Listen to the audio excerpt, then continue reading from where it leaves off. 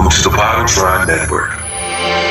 Just Keep Living to me now means I get it. And one of the things about Just Keep Living is that I wanted to have a place where people would feel safe. It really isn't enough to be right. You have to be effective. And you'll learn that the more breaths that you take, the more grace that you're given, the more opportunities that you have to just keep living.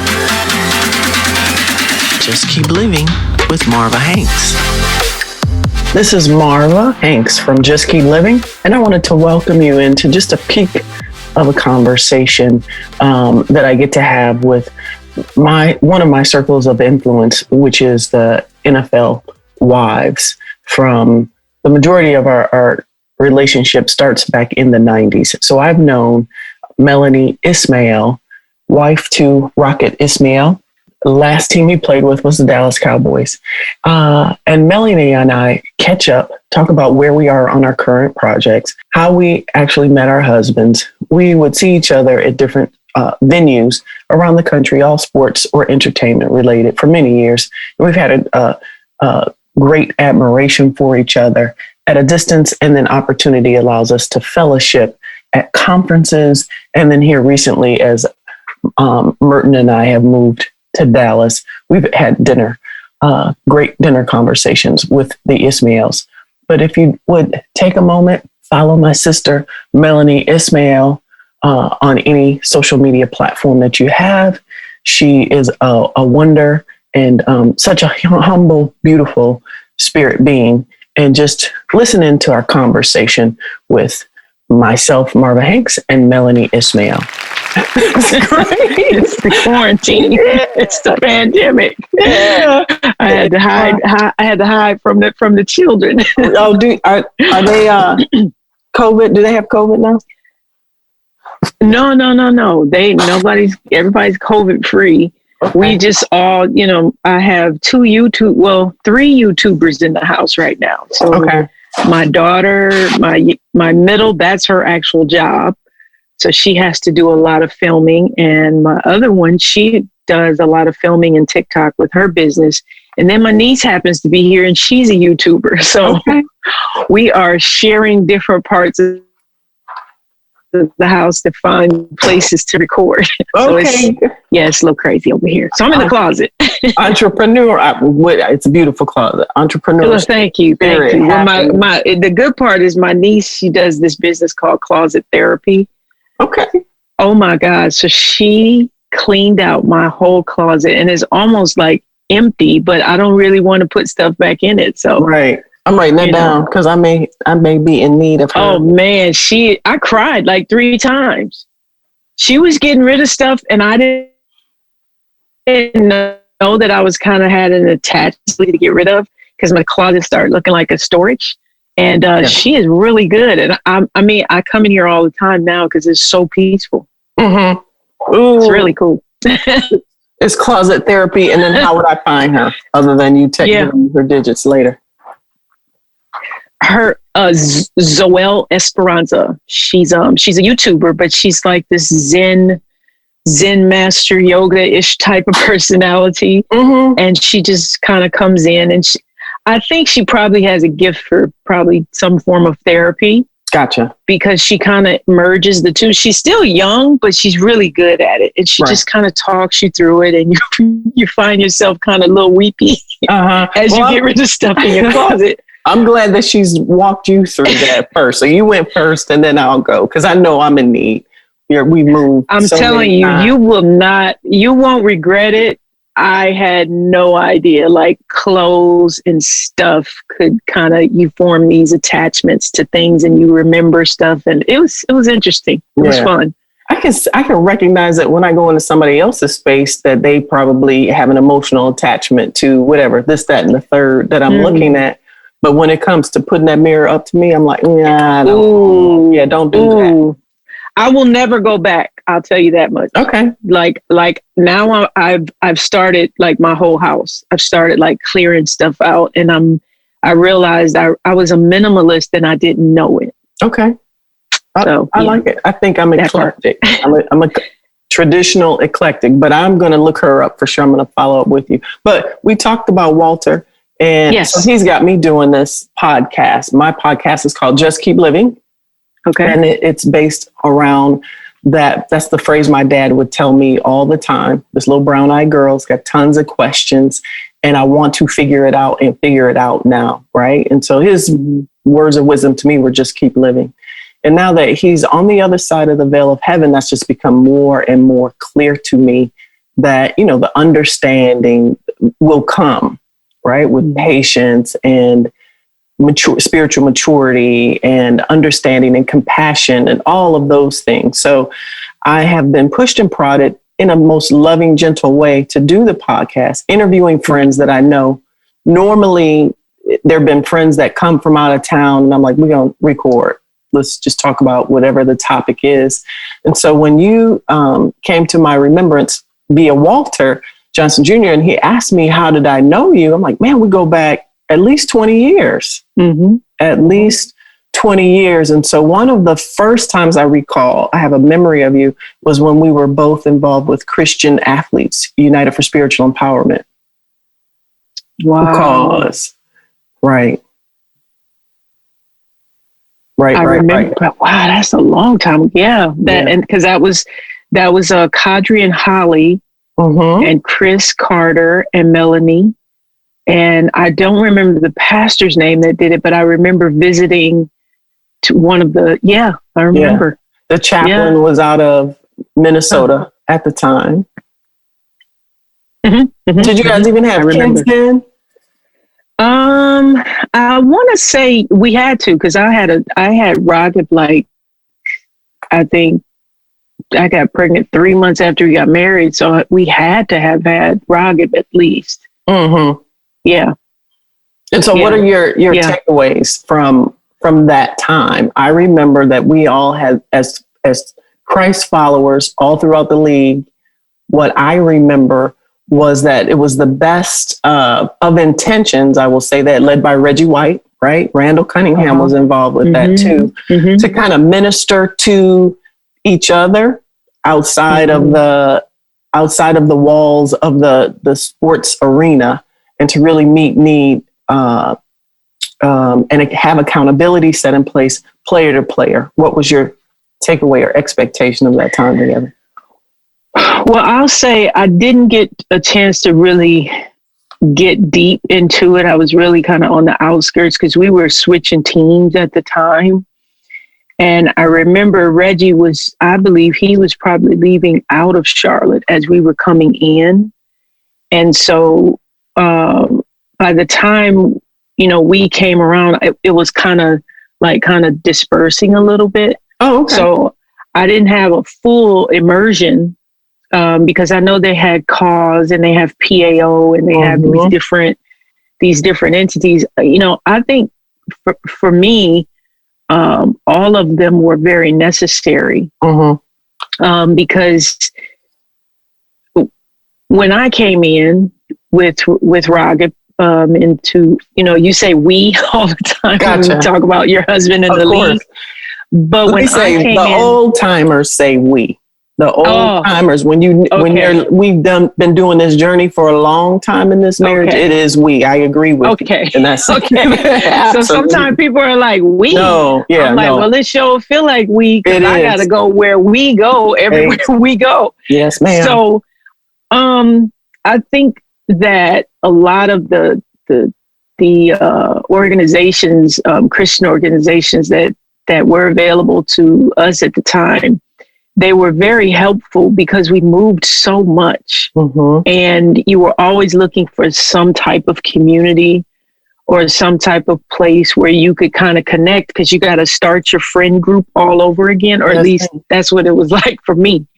And so during that time, I thought it was really cool that there was, you know, not that it was necessarily, you know, this exclusive thing necessarily, but it was nice to have some African American couples that you could connect with spiritually at that time for me, because I was kind of lost in the sauce. You know, I was like, where do I go? Like who do I hang out with? There's like these little hierarchies. And I thought that helped a lot. So for me, that was what it brought, is it just kind of brought a sense of community. And, you have community with different pockets. And that was just one of the pockets that you could tap into, and you could find out, what everybody was doing. Yeah. So maybe I did see you at PAO also. So I just probably, we run into each other all the time. For sure. In different situations. I can't miss you. Right. Because, my sister-in-law is 6'4". Right. So, yeah. And I'm like, there's Marva. Right.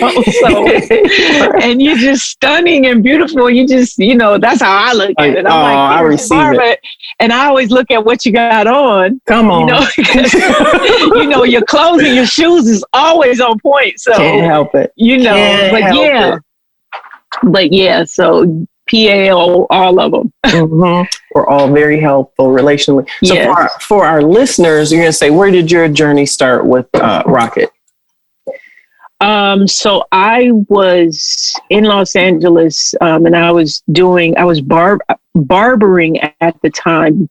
And Vince Evans, who was the quarterback for the Los Angeles Raiders at the time, was my client and my neighbor. And Vince, he'd minister to me all the time. I was just a youngin', and he was, leaving out of the league, and he would just always talk to me about the Lord. And I'm a pastor's child, and I knew, but I was in the entertainment industry, and I was living fast, and crazy. And I would come to his house, and it would be kind of like a refuge. And, I'd tell him what was going on, and he would just talk to me and minister to me and pray with me. And I remember I came in, and I was down about, some guy I was dating, and I was like, I'm not going with him anymore. I'm just sick of it. I want to do what's right, whatever. And he was like, I've been waiting on you to say that. He was like, he said, I got the perfect guy that I've been wanting you to meet. And I was like, no, Vince, I'm good. I had enough. I'm good. And he was like, no, this is a good guy. And he was like, matter of fact, he just got baptized. He had done this baptism during training camp, and a bunch of guys had gotten baptized. And he was like, no, he's this and he's that. And I'm like, yeah, no, Vince. So every time I would come over, he would try to tell me about this guy. So one day I was over there, and he was like, I'm going to leave him a message. And he left him a message.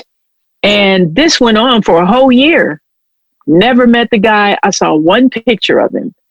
And then a friend of mine, I went to a celebrity basketball game, and there was a guy there, and he looked so much like he could be related to me. And we just clicked immediately. And he has a twin, it's Steve and Dave, and we all have the same birthday. Wow. So that was all I needed. Weird.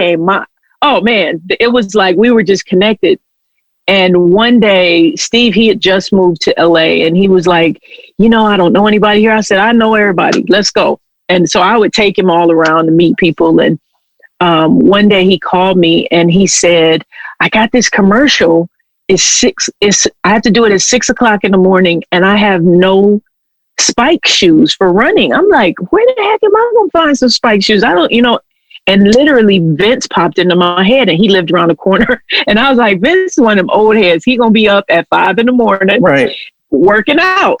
So long story short, I know it's kind of long, but we get to Vince's morning. He's like, yeah, come over. I got some shoes. And they're the exact size that this guy needs. So we get the shoes. This guy goes to do his audition. Turns out Steve went to Notre Dame with Rocket. Shut your mouth. Steve somehow sees Rocket and says, I met this girl. She took me to Vince Evans' house to get some shoes. And he was like, well, what's her name? And he was like, I think I'm supposed to meet her. Vince has been telling me about her for like a year. And basically, Steve says, he calls me on the phone. I'm cutting hair. He says, Mel, can you come around the corner to the California Pizza Kitchen? And I'm like, I'm in the middle of a haircut. He was like, just come when you're done. I finished my haircut. And I'm literally probably 5 minutes away. I shoot over there and Raghav is sitting at the table. And 8 months later, we are married. Of course. And I try to tell young ladies this all the time. Your reputation precedes you. Guys talk more than we do, and they will be your best salesman. So even if you're not interested in somebody that's trying to approach you to talk to you, it's important how you leave that impression with them, because they're going to talk about you. As in, you just proved my point. Yeah, they definitely had to be talking, because everybody, and Raghav and I to this day, we were in the same circles, and I think we probably passed each other a million times and never once met. Right. Never once even got wind of each other. Right. No, it was supposed to be that divine timing and moment. Yeah, when it happened, talking about other divine timings and moment, and your perspective with how, community is needed for us wives that have gone through the pro sports entity and moving and having to rebuild friendships. Although I didn't watch it, probably a whole lot of viewers, I knew what you were doing though, because I would hear about your character when you did the reality show. You want to talk a little bit about how timing brought you to that opportunity for the reality show? And I always heard positive things about you. Interesting. I was like, you were the good girl. I never watched it, but you were the good girl. You were the comment that I would hear about. And I'm like, that's true to her character. Yes, and she's beautiful, and that's true to her character. Yes. Well, I probably should have. Oh, thank you. So what happened with that is I was asked to do a show. So I was doing a little bit of artistry, because I'm pretty much always kind of taken the business route in music.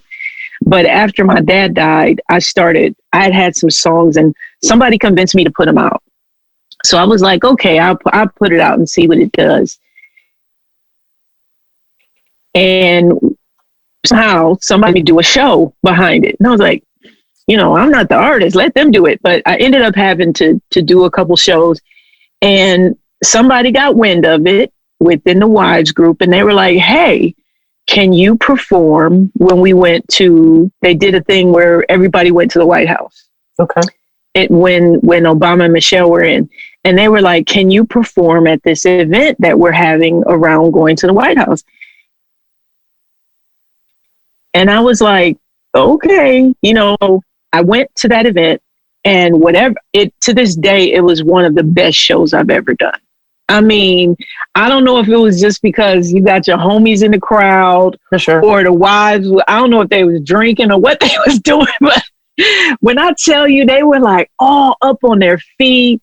I remember Mickey McKnight literally came up in the middle of my show and started dancing like she was killing it. So I had literally my own background dancer. Yeah. And the wives were just all hyped and stuff. And Shanita Foster, I had some CDs with me, and I was just giving them away pretty much. And I remember Kim was like, why are you giving them away? She was like, you need to charge. She was like, how long did it take you to record that? Why are you? And I'm like, I just want people. So anyway, Shanita was like, I don't think you understand what you just brought, the energy.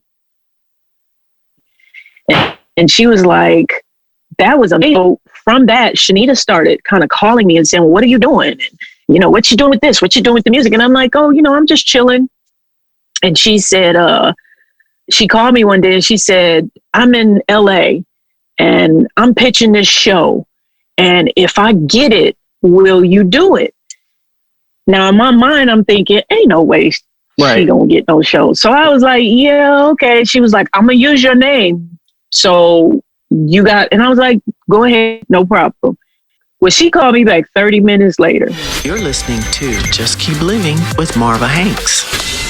She was like, I got the show. And I'm like, oh, okay. Because I'm thinking that's not really my thing totally. Yeah. And there were a couple shows that had kind of come through that wanted to do stuff. And at the time it was like, all I saw was they throwing drinks, they clowning. Yeah. Right. And I'm like, I don't know if that's going to fit. So I ended up, I said, well, you know, I gave my word and I said, okay, Shanita, I'll do the show.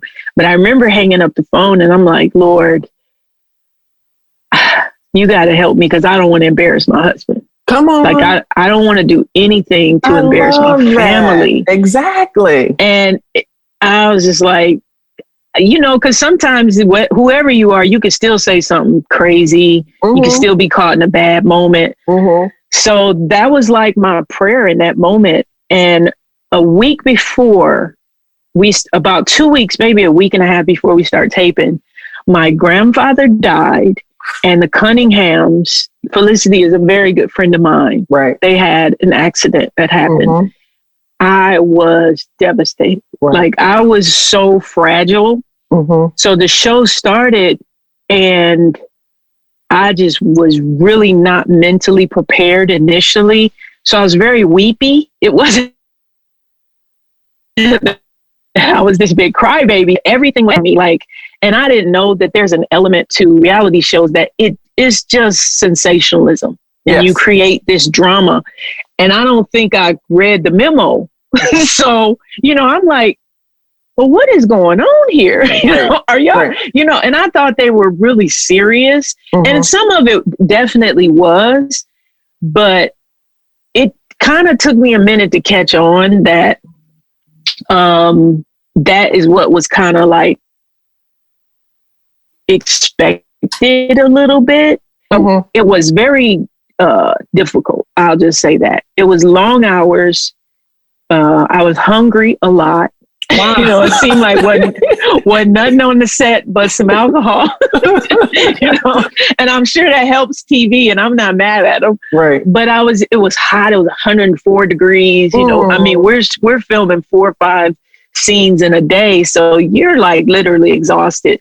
So it was just the emotional spin up the whole time, And I remember, like, my husband, he would literally lay out my clothes and my makeup every single morning. So I would finally get up and I got to be on set at 8:00. And he was just like my assistant or something. My whole family, they were all just helping me. And, you know, when it was all said and done, it was a point in there where the director, he was like, it's just like a balance being Christian. You don't really want to step out and make a difference. And I was like, what? You know? Right. But I realized what he was saying is I was like kind of dismissing myself from everything that was happening in an effort to kind of stay out of it. Right. But after it was said and done, I found myself being I was a little hurt, a little irritated, and a little like, well, why did this happen? Or why did this happen? And God used that whole thing to show me that I was very lukewarm spiritually. Really? Because that wasn't the takeaway of the people that reached out to me that did watch it. Well, I think he protected me.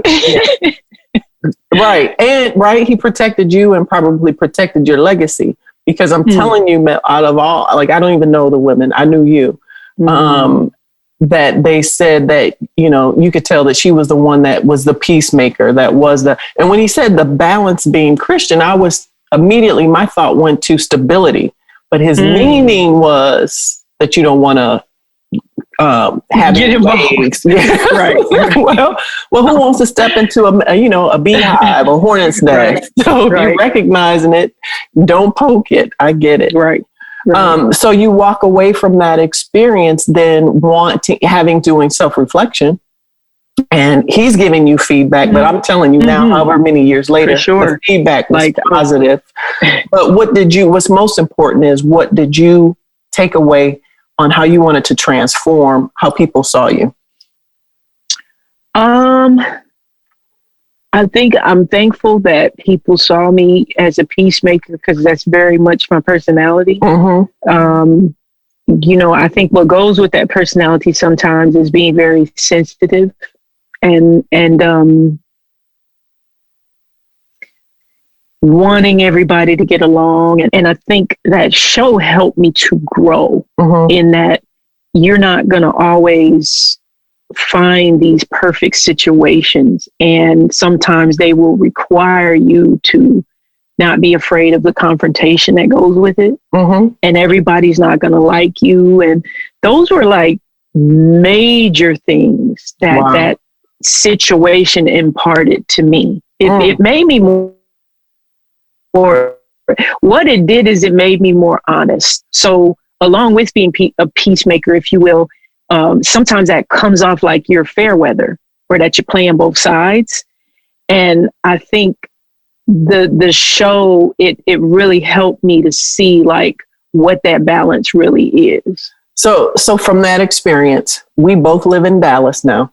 The I call it the Christian belt buckle of the United States. Is that what it is? Yeah, right here it is.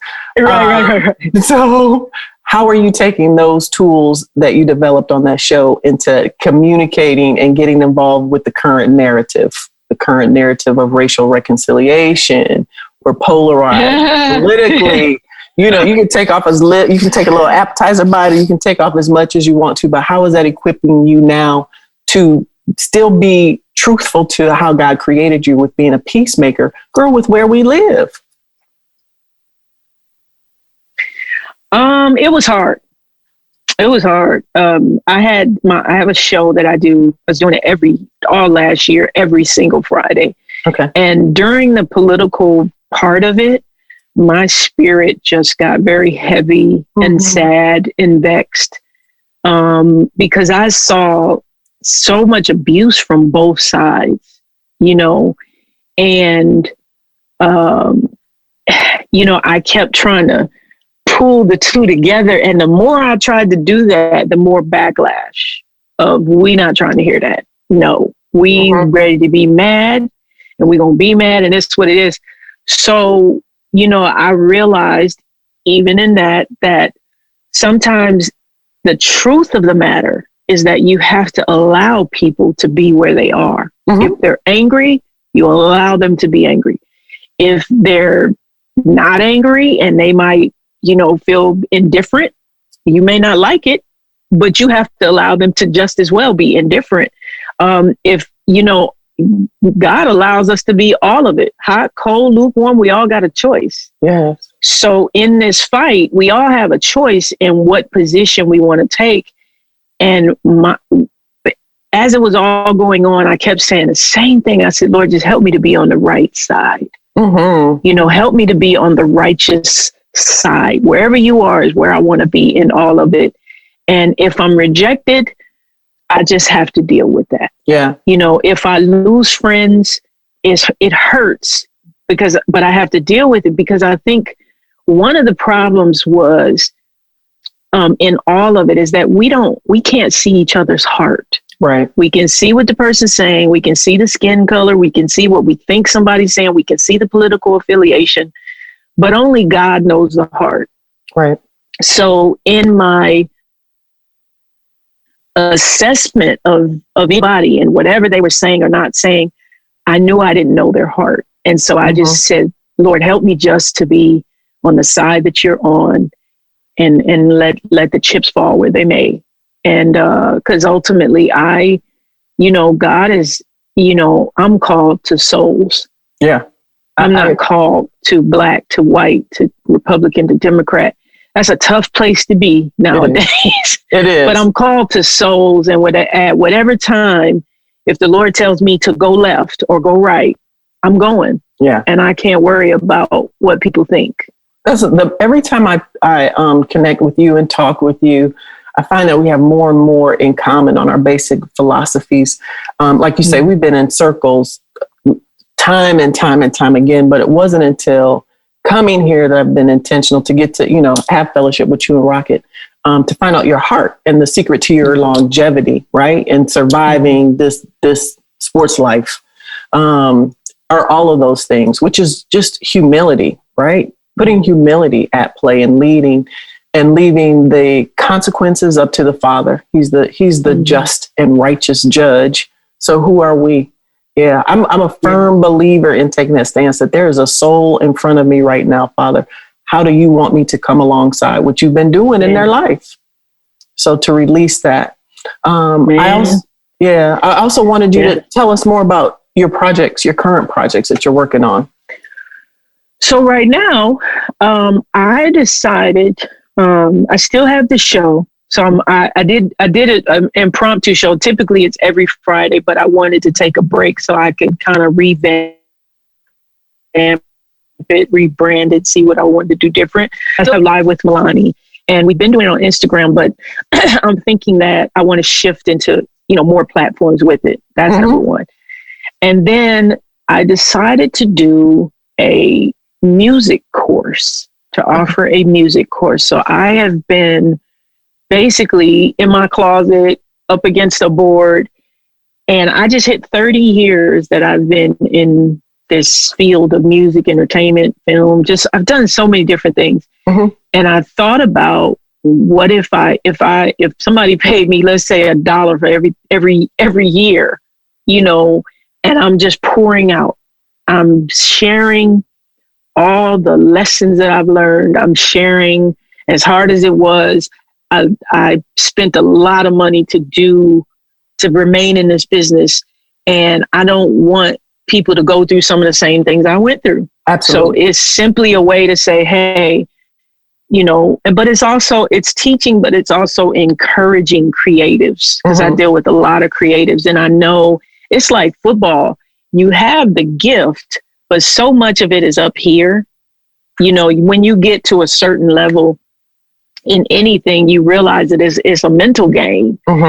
And it takes a level of tenacity and people encouraging you, and you get down, and your gift is so wrapped up in that I think that it's probably going to take on this kind of because I started out like, I really need to take my public speaking more serious, but somehow it landed here in what I love, which is being in this business and encouraging people, and kind of being a preacher somewhere in between all of that. Got it. I think that's where we were the last time you were describing your transformation, is that.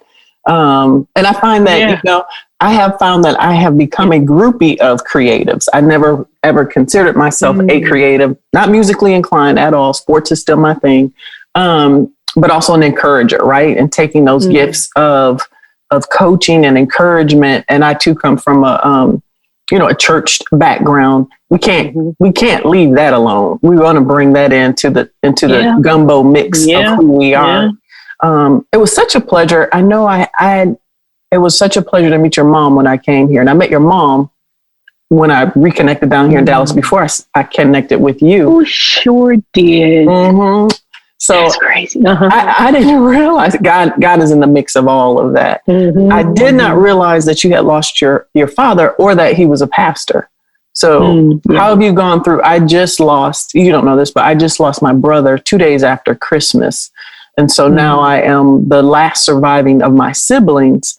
But going through grief this time was like no other time in the past. I had already lost my dad. I had lost my favorite brother. But somehow grief is different with each person, and I think each loss. Can you talk a little bit about how you moved through that time of losing your dad? And then, of course, we both grieved the accident of the Cunningham's little boy, too. Yep. So, Christian, talk to me about how you get through grief. Wow,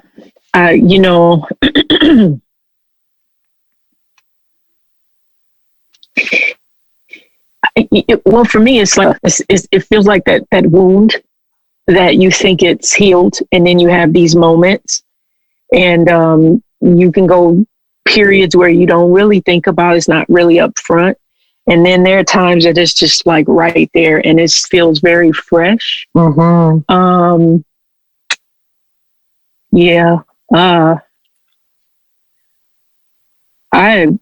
I think somebody told me one time, they said that God, when he said he comforts those that mourn, that's not a one-time thing. It's like he comforts you every single time that you mourn. So it's like people are like, you should get over it. That's not what God is saying. He's saying my comfort is available for as long as you need it, even if it's for a lifetime. Mm-hmm. And we need it for a lifetime. Yeah, we do. Because I just have moments where I think I saw a picture of my dad the other day and I was like, man, I wish that I could remember his face the same. Mm-hmm. You know what I'm saying? It's like you wish you could kind of grab that moment. And, I think I just process it with the measure of grace that he gives me at whatever moment. And I always, when somebody, their loved one passes, I remember for me, it was a bittersweet moment. It was the bitterest moment of my life, but it was also the sweetest moment spiritually. I was so open to what God wanted to pour in from the loss. And so, a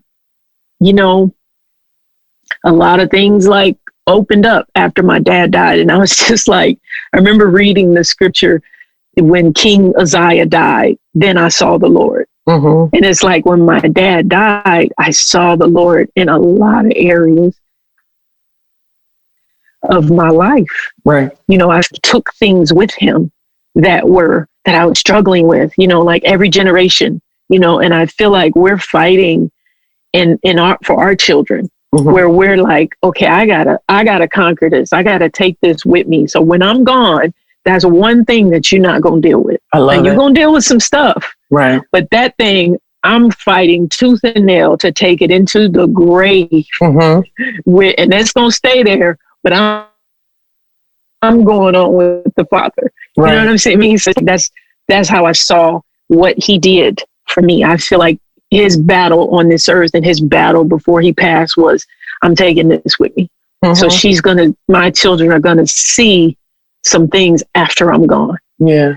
And so that's how I've processed and continue to process. Yeah, I receive it. Thank you. I didn't mean to catch you off guard with that, but just the comfort level that I have with you, even though we're not in rotation regularly, I always assume have a comfort level with you that I could just ask whatever I want.